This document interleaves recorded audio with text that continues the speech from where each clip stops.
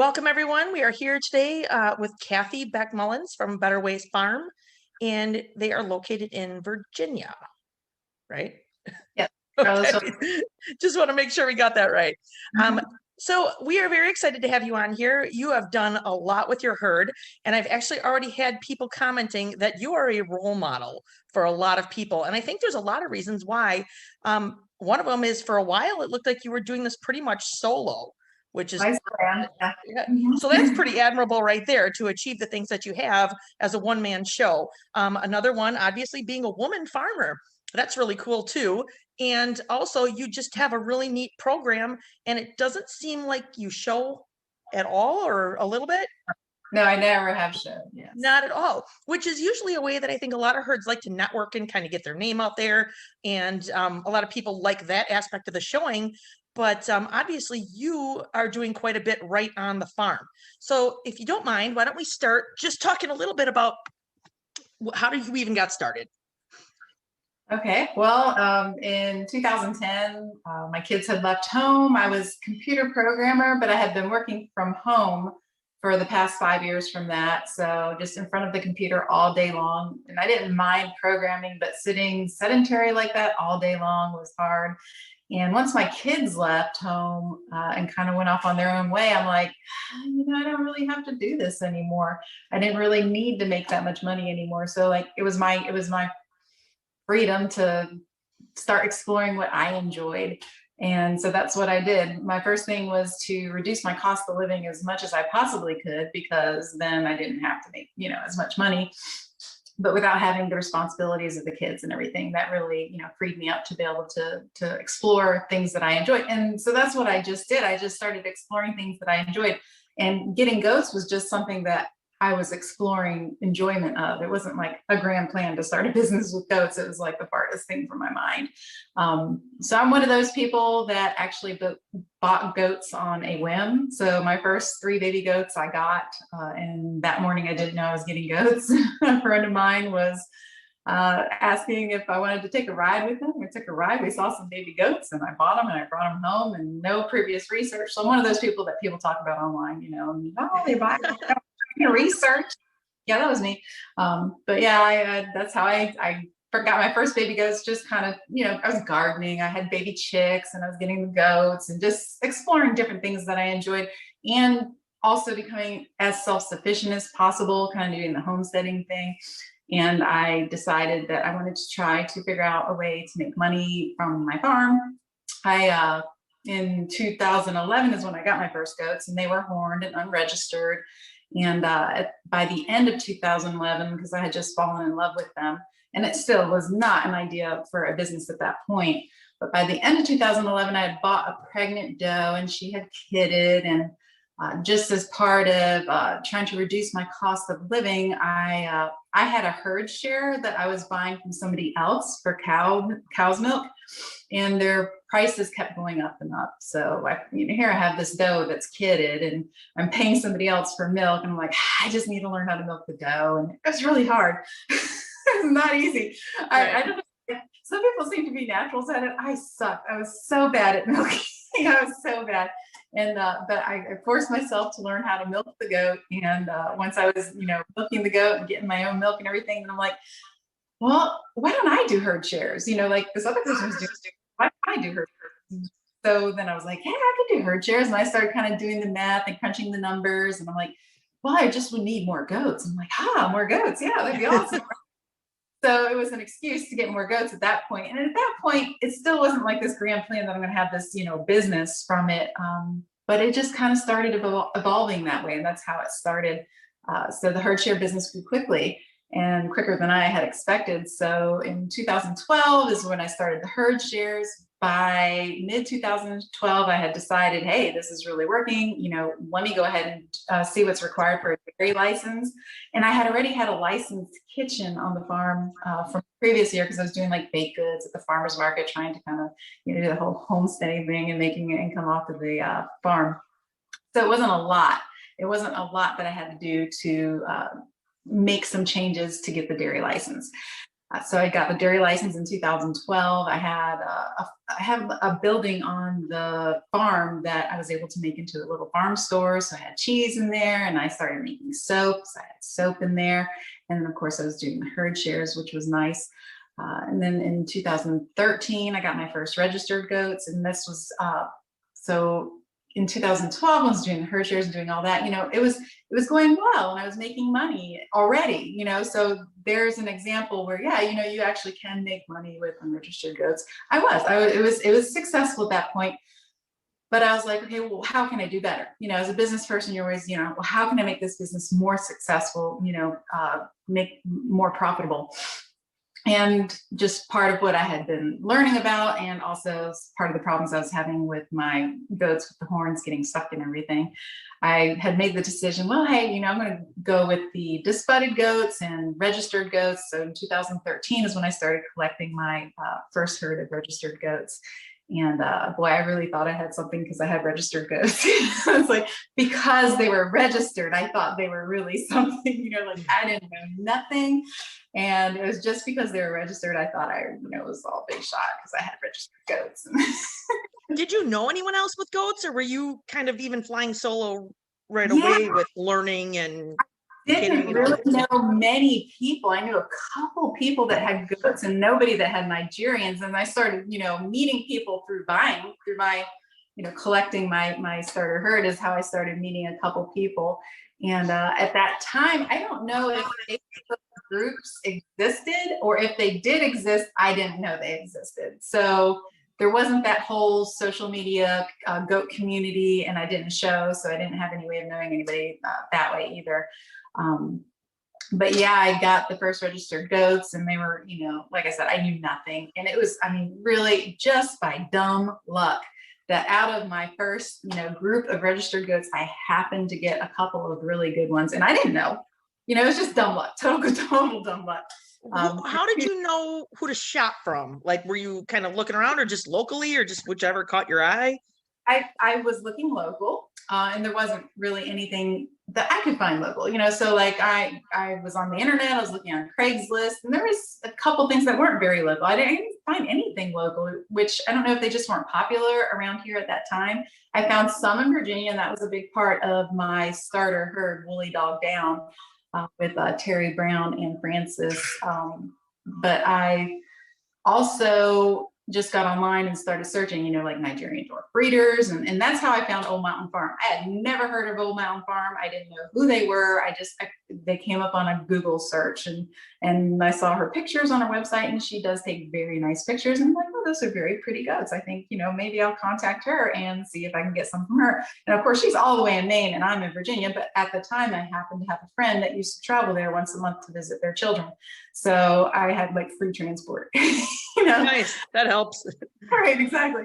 So I got a couple goats from her too. My main buck that most people are familiar with is Old Mountain Farm Elton J. And again, my dumb luck, my dumb starter luck, I didn't pick him out. I actually had picked some doe kids that I wanted to get from Cheryl. And the day before, or maybe it was even the same day that the transporter was going to show up, one of the doe kids that I wanted was sick. And Cheryl contacted me. She was like, hey, would you like to have this little buck kid instead? And I'm like, oh, okay, yeah, sure, whatever, So yeah, I took this buck kid instead of the doe kid. I didn't know anything. And here I ended up with Old Mountain Farm Elton J, who ended up being like a really amazing buck. At the time, I didn't know, And done a lot with him, haven't you? Yeah, I have. Again, it's just dumb luck, though. It's like, and in 2014 is when I started. So 2013 is when I got the first registered goats, and then 2014, the very next year. So I was like moving really fast with all that. 2014, I started milk testing, and that was the first year I did LA. So my first year doing LA, I got a really good idea, because by then I was pretty much done buying. Like I had my little starter herd, and I was pretty much done buying, and I just wanted to kind of see where I was at with that LA, and I did. It gave me a really good idea. Like I had a couple really nice ones, and some, kind of medium, and then some that kind of weren't. And that really helped me decide, okay, well, what I'm doing, and then also doing the milk testing. Because I was doing the herd shares, milk testing was very important for me, because I don't want to waste my time with a goat that's not going to produce a lot of milk. You know, like I want the heavy producers. And that took me a long time to really build up in my program. And of course, Elton J has, you know, helped do that. Plus a couple of my foundation does were really good producers. So again, dumb luck. But in 2015, I did my second year of LA, and that was kind of one of my big first lessons, because in 2013, my dumb luck, I got Old Mountain Farm Elton J, and that was great. But also I had gotten this blue-eyed polled moon-spotted buck. And I mean, I never saw his damn udder or anything, right? And I had bred him to a lot because, you know, I had polled and blue-eyed and moon spots, and bred him to a lot of does, and had all these kids that were first being appraised in 2015, and they weren't very good. And their udders weren't very good.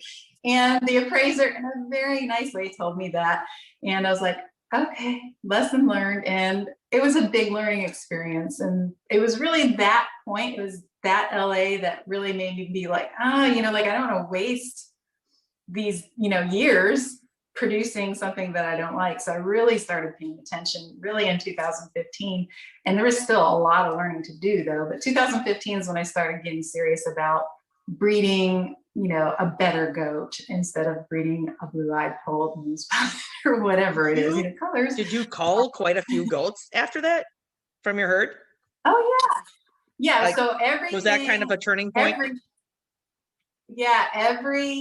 Every kid that was sired by that buck, I cut that year. Gone. All of them.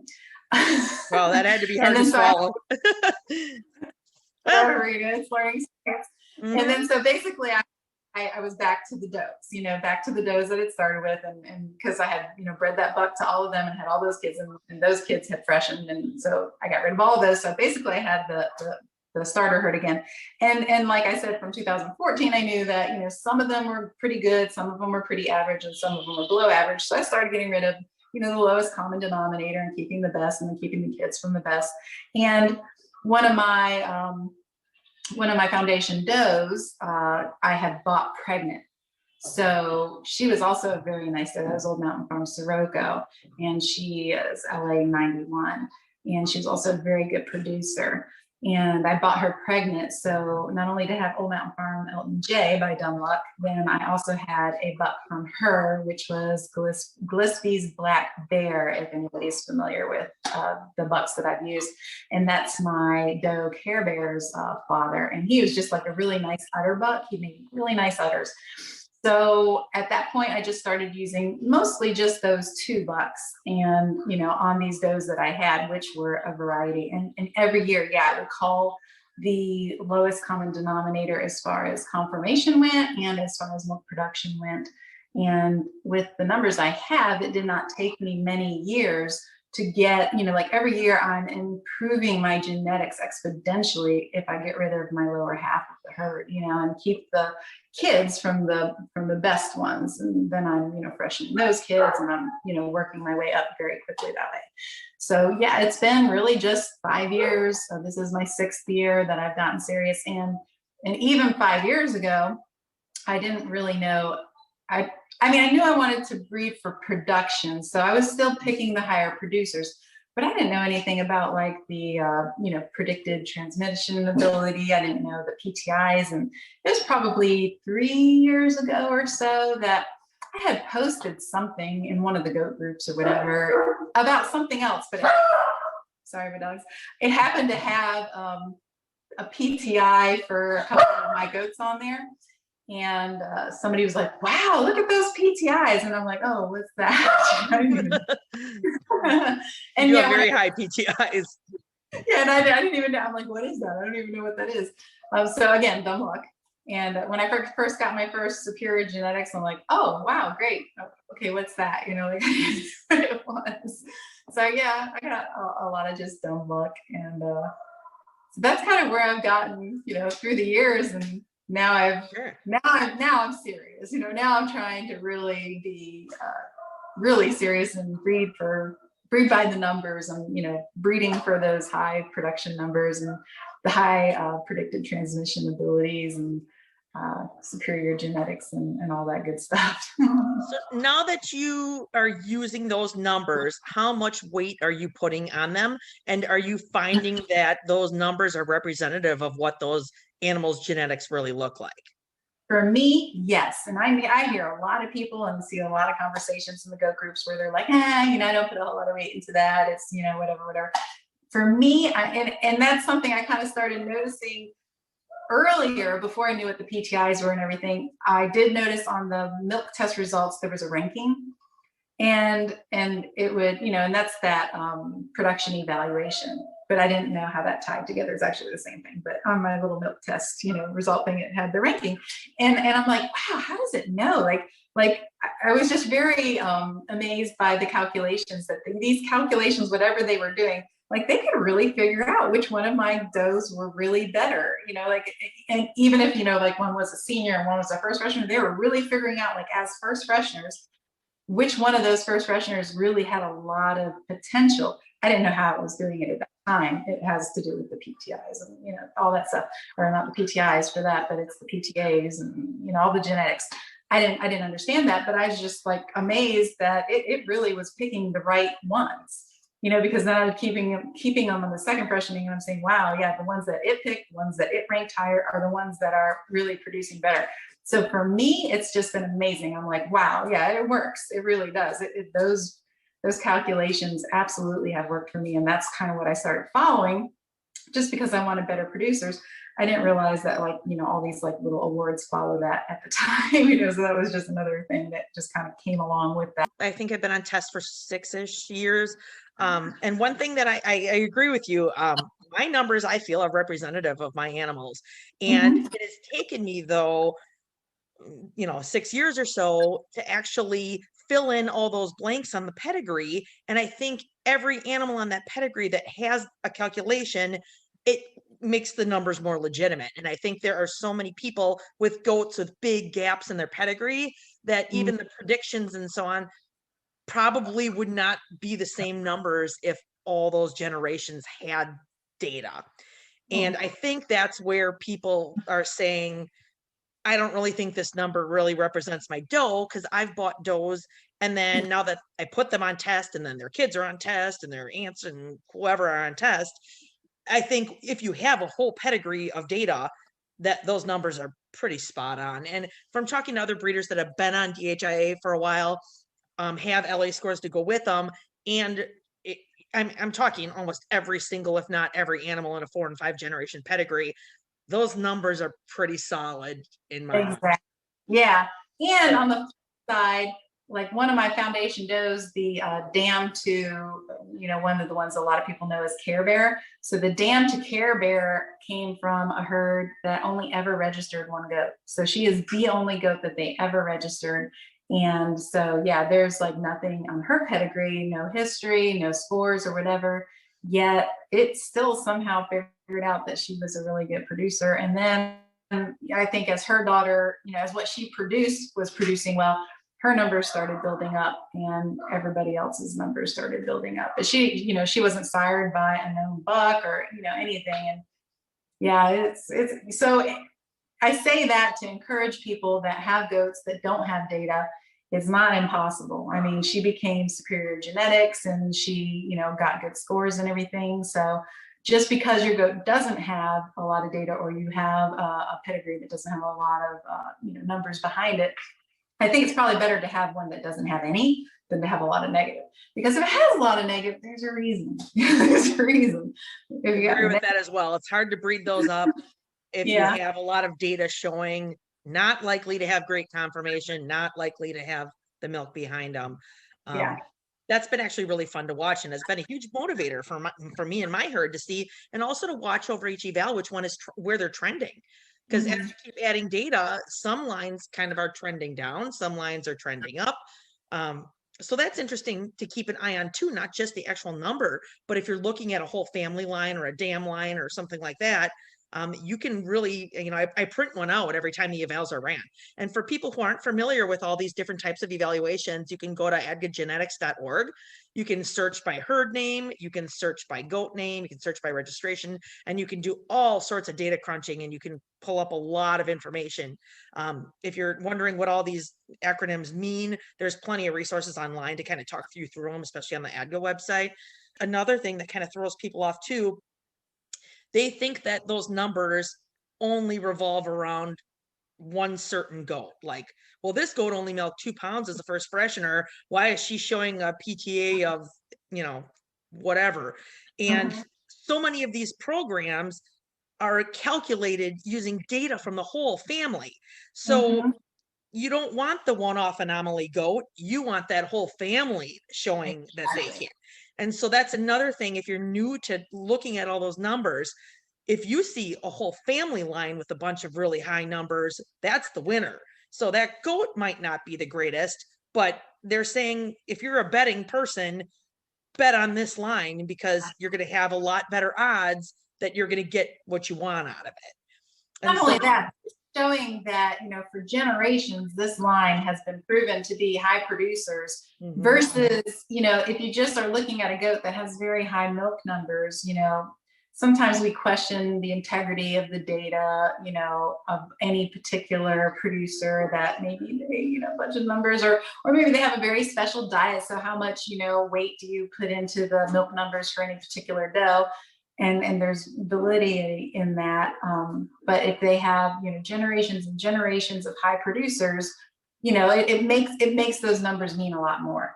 When you're looking at individual animals, as far as keeping in your herd though, if you look at an animal and there's something you don't like about it or a personality trait, how do you kind of bounce between, well, she's got really great numbers, but so I have actually sold many does that have LA 90 or better.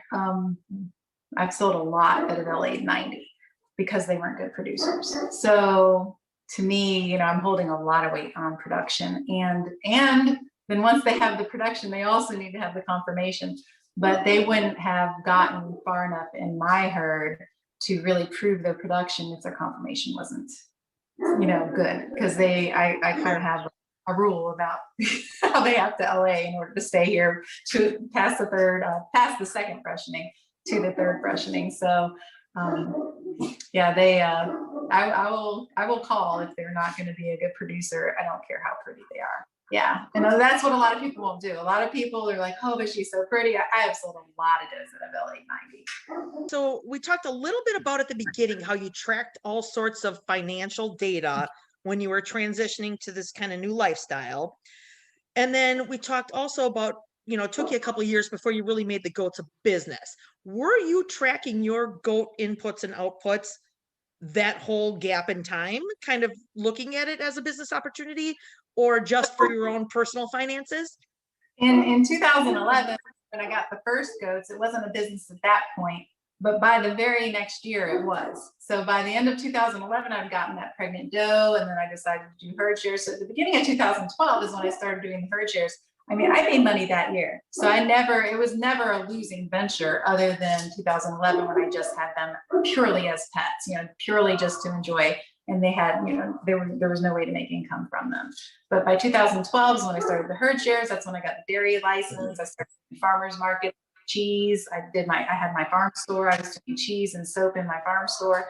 And so yeah, I was already making business. And that's where I was saying, I was making money, with the goats before I had the registered goats. And then it was the next year that I decided to get the registered goats because I wanted to find ways to make the business more profitable. And that certainly is a way that you can make your business more profitable, because then you can also make money, good money off of the kid sales compared to unregistered goats. And yeah, so it made a big difference.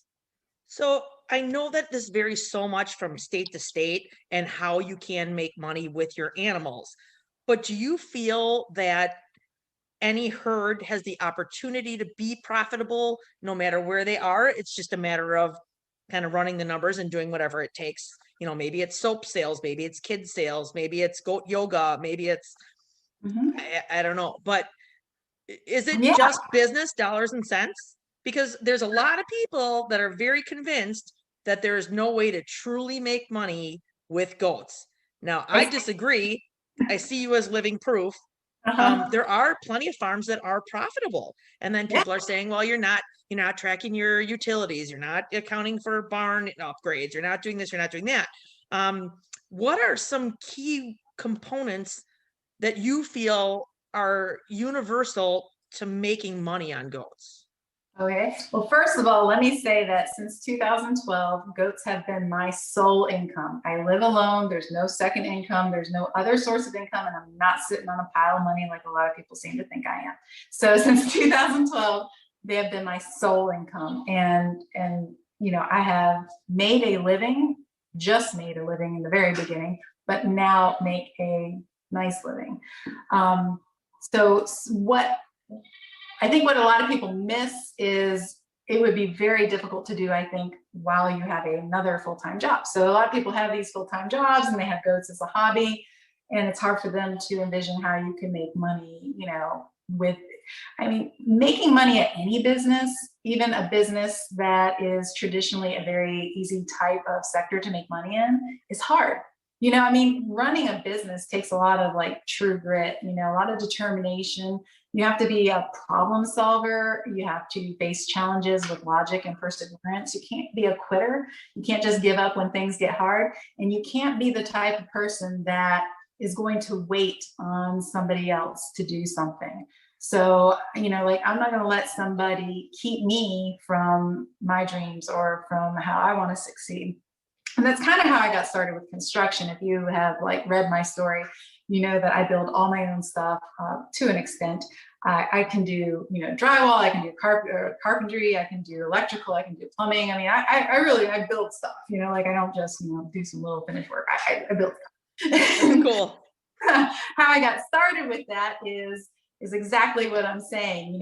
Don't let somebody else keep you from your dreams. So when I wanted to start the dairy and get a dairy license, I had money to pay a contractor and I couldn't get a contractor.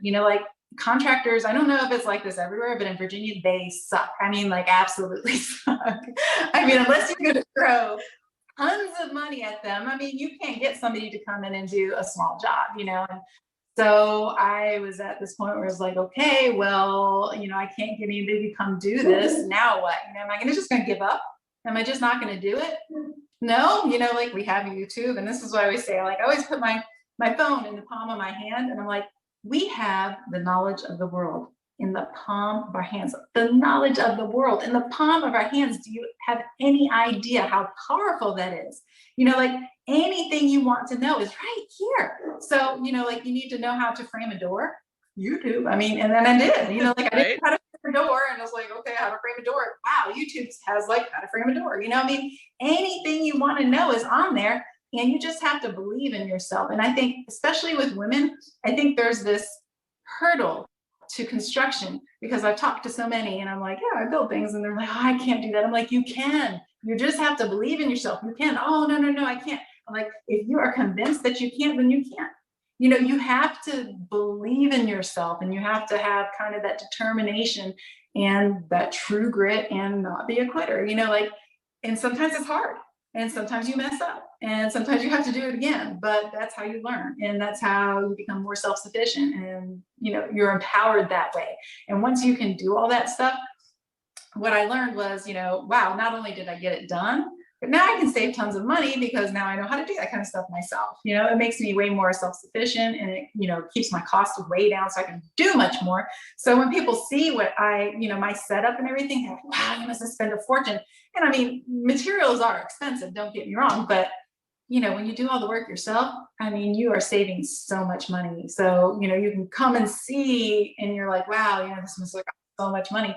Not if you do it yourself. So, learning how to do your own stuff is so empowering, and it helps you so much, and can help you get so much further in your business than if you have to pay somebody to do everything. That is so inspiring. And I love that you are talking about really owning this as you're, not letting someone else kind of interfere with what you want to achieve. I also believe the same thing. I feel like, the opportunities are there. you can make your goats, you can make your business, anything you want it to be, and it can be successful. It's hard work, and it's just the determination. It's not getting derailed. Yeah, you have to own it. That's like what you're saying, you know, and I hear so many people that are like, oh, but you know, my boyfriend was supposed to come and help do this. My boyfriend was supposed to come help, you know, put this fence up or whatever. So, and you know, he didn't come do it or whatever. So, you know, now it's like, okay, well, I mean, you know, that sucks, but you know, now what? You know, it's like, we're not just going to give up, you know, Right. there, and if you want it, you know, you are the one that wants this. If it's your dream, you got to be willing to do it. You know, you just got to get out there and just do it. So looking into 2021, what are your goals for your herd this year? What's anything new, anything changing? Are you taking things in a new direction? Yeah, actually, I'm always doing something new. I've decided I'm going to at least try to completely breed from within, including bucks now. So I've always kind of every few years kind of brought in a buck, you know, just to bring in a little bit new blood. I think I have it now where I can actually just breed from within, which is going to be very interesting because if you're familiar with my herd, you know my herd is very related to one another already. But I have kind of run the numbers, and I, you know, like I can only run them out for so long, but I can get right now a pretty good ways just on the genetics I have, and which is crazy because they are so interrelated. But it's very it's complicated but fascinating. You know how you can make all these matches and it not be too related. It's so as I'm doing that, you know, I'm taking the very best animals and I'm trying to line breed on those. And I know there's some negatives with line breeding, but so far I've had very good results. So as long as I'm getting very good results, I will kind of continue down this path. I want to start line breeding on my top doe, which is Swiss Miss, and so far that plan is where the direction I'm headed in. It doesn't sound like you've ran into this. Some people say that line breeding too tight, they actually have a loss in production. Have you experienced anything with that, or do you just feel like maybe it's just the way that the matches are getting paired up? Well, I think there's some science behind that, and I think that when you have a choice of using a lesser outside buck or a choice of line breeding on a very high production buck, I think you're still going to be better off with line breeding on the very high production buck rather than use a lesser buck that's completely, you know, outcross or whatever. Plus, you're getting more consistency as well.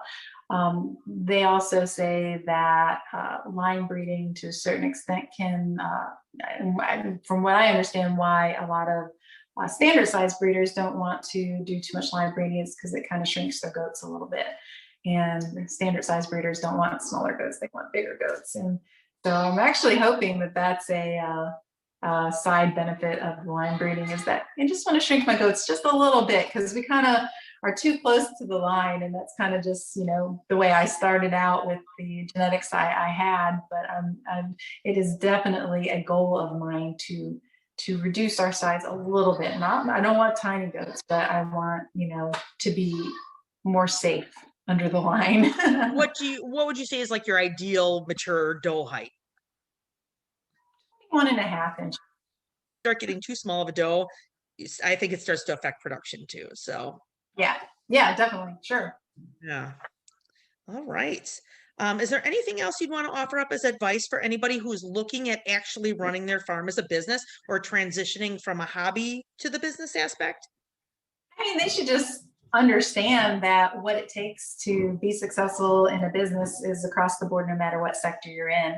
And to do it in goats is just a little harder. So they got to be willing to, you know, go the extra mile. I mean, it's a lot of work, no matter. And I've run other businesses too, so I you know, have that experience.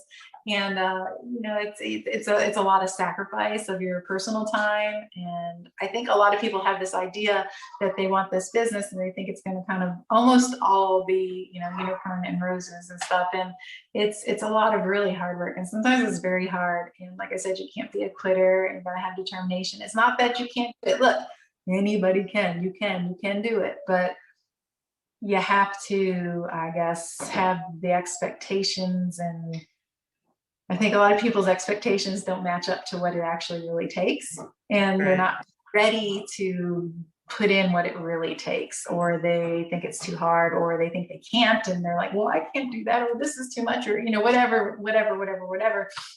Sometimes being a successful business owner means doing more than you think you can, and getting to a point where you're like, I can't do it, and then you do it anyhow. And that's what success is. That's where you end up, being successful no matter what, because you don't give up. You just keep going, you persevere no matter what, even if it's really hard and you think you can't anymore. You just keep going because you have no other choice. Do you find yourself outside of your comfort zone quite a bit, trying to grow and improve? Or is it always just kind of a natural progression for you to try something new and just own if it doesn't work, or try something new and do whatever you have to actually master it or learn it? Yeah, I mean that's a good question. I mean, as far as like with my herd, improving my herd is totally just for fun for me. Like even if I wasn't continually improving, my business is successful enough where it is now. I don't need to continue becoming more and more profitable. That's not there is no drive there at all. My drive is perfect, completely just for the enjoyment of it, the satisfaction of it. And when I do something, I want to, I want to do it the best I can. So that's where it is with that. As far as like other things, learning construction or learning, whatever. I mean, if I have an interest and I want to do it, I'm not going to let not knowing or not having an experience with it stop me if it's something I want to do. So that's the only drive. The only drive for me is just it's a means to an end. Like if I want something and I need to learn, A, B, and C to do it, then I'll learn it. But otherwise, I don't have a whole lot of motivation. Gotcha. Well, if anyone wants to learn more about your herd, what is the best way to contact you or to find you on the great World Wide Web? My website is www.abetterwayfarms.com. That's where you can see all the goats and everything. And my email is on there. And I'm on Facebook, Kathy Beck-Mullins. And that's where I post all my breeding news. I have a business page on Facebook that I don't really use. I use my personal page because Facebook, with the business pages, you can't participate in groups. You can't, Sure. And I'm the breeder, so it's me personally, and I like that. When we're in the goat groups, that I'm seeing other people's names and that I learn who they are, and your farm name is great and everything, but I like that personal touch, so I use my personal page as my breeder page. I think this has been a really fun way for people to kind of learn more about you and your herd. And I really appreciate you joining me, because this has been, once again, so educational, so beneficial. What's so fun about this breed is that everybody does it different, and they all do it for different reasons, and they all have different goals.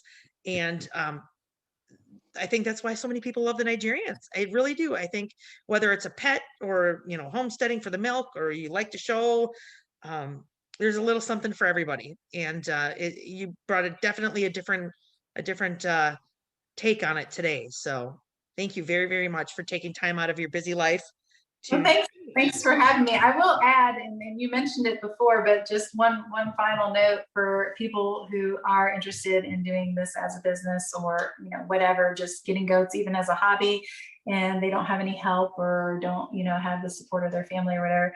I have been doing this 100% alone since the beginning, with no employees by design. I didn't want employees. I think that's more work. So yeah, you can do it. You can do whatever you want to do. You just have to have the management structure. You have to have everything structured to do it alone. And that's how I've done it from the beginning. So yeah, you can do it. And I just think everybody should have that kind of, if they really want to do it, they just need to believe in themselves and be empowered to try. What a wonderful message. Thank you so much. You have a wonderful day. Thanks. You